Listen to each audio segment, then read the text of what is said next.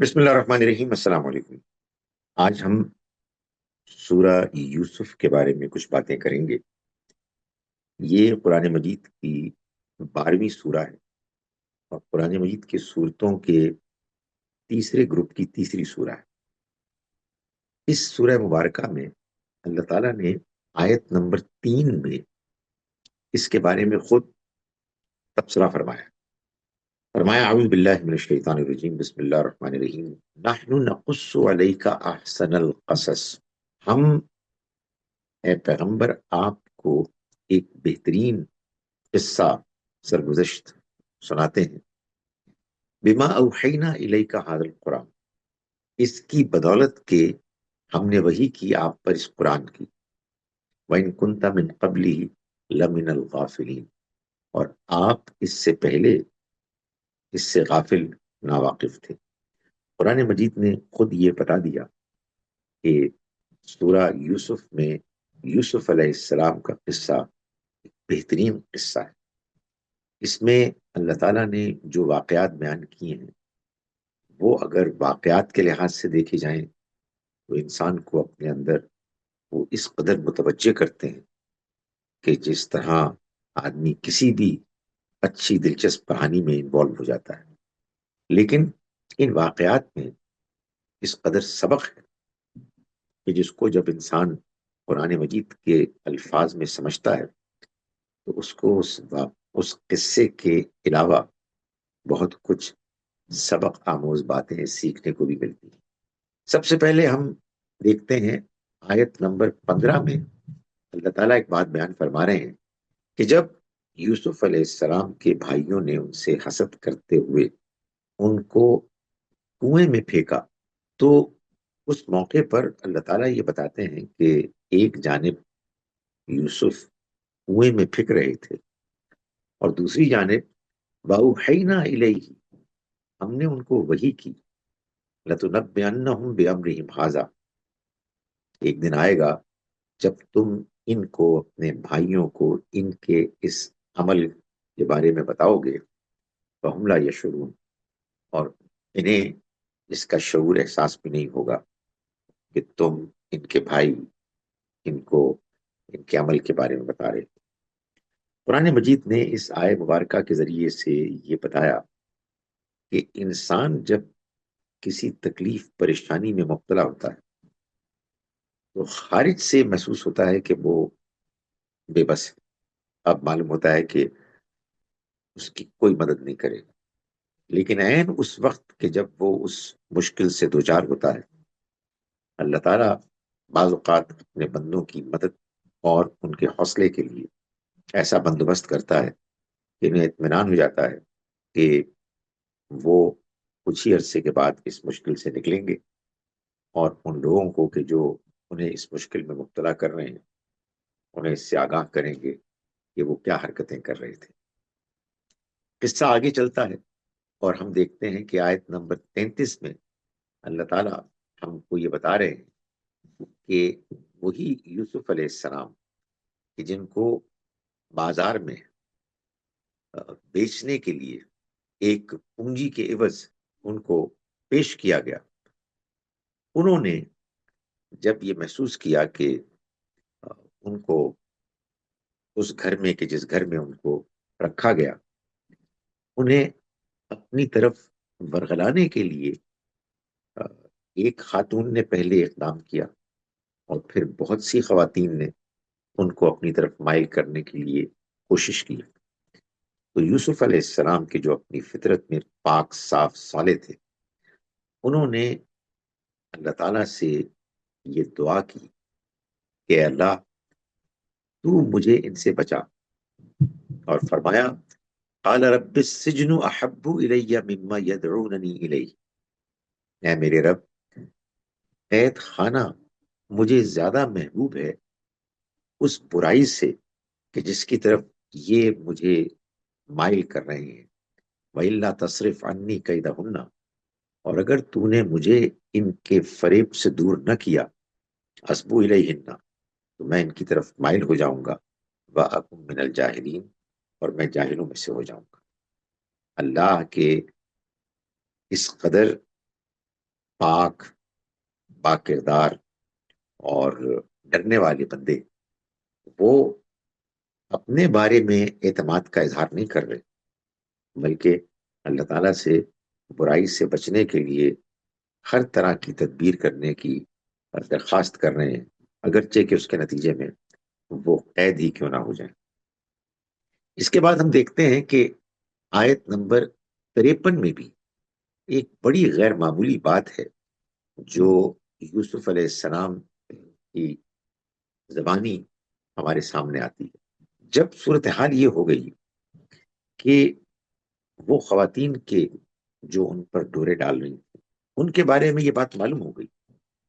کہ وہ غلط تھیں اور یوسف علیہ السلام ٹھیک تھے،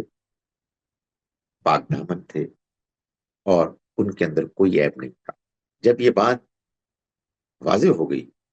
تو اس موقع پر ایک عام انسان فخر سے اپنے سر کو بلند کرتا اور اتراتا، لیکن یوسف علیہ السلام جو عاجزی کا پیکر تھے انہوں نے اس موقع پر کہا کہ وما ابرئ نفسی، میں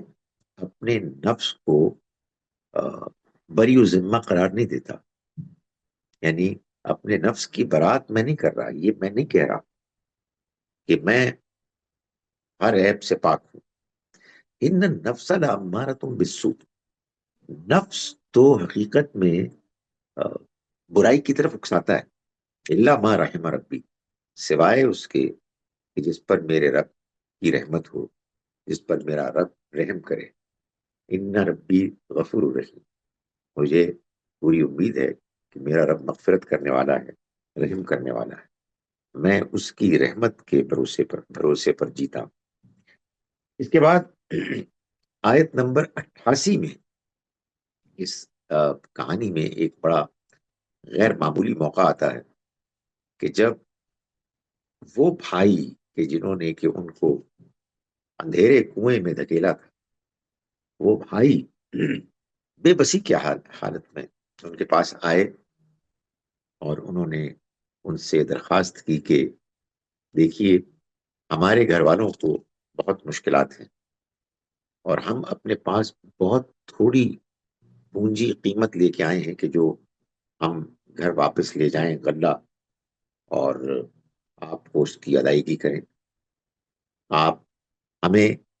ہماری پونجی ہماری رقم سے زیادہ غلہ دیں تاکہ ہمارے گھر والے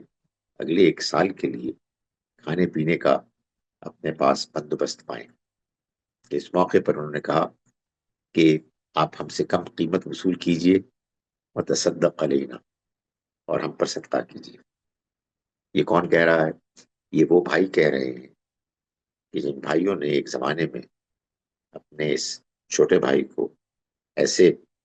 پھینکا تھا کنویں کے اندھیرے میں کہ معلوم ہوتا تھا کہ وہ ان سے ہمیشہ کے لیے گویا کہ چھٹکارا حاصل کر رہے ہیں، لیکن اللہ تعالیٰ کو کچھ اور ہی منظور تھا۔ انہی بھائی نے،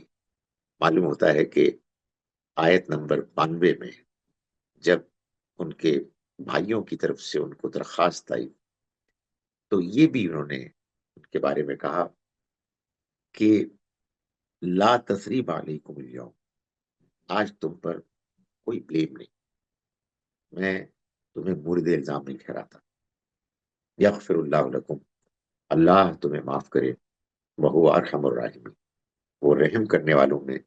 سب سے زیادہ رحم کرنے والا، یعنی وہ بھائی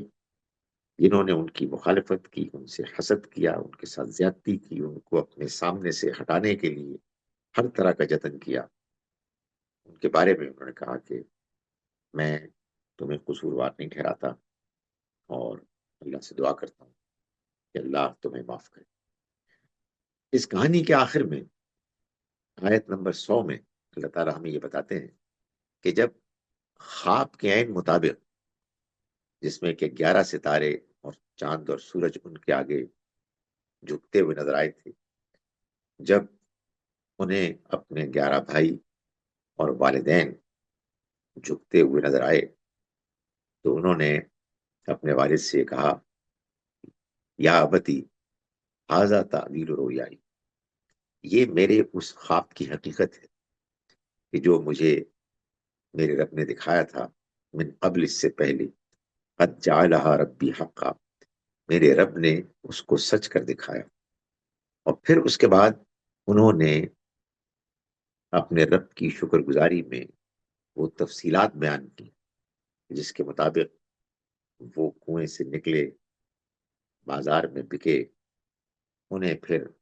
رہنے کا بندوبست ملا، قید میں گئے، اور پھر اللہ نے ان کو وہ شان دی کہ وہ مصر میں صاحب اقتدار ہو گئے۔ یہ سب بیان کرنے کے بعد آخر میں اللہ تعالیٰ یہ بات بیان فرماتے ہیں کہ یوسف علیہ السلام نے فرمایا ان ربی لطیف لما یشاء، میرا رب جو چاہتا ہے اس کے لیے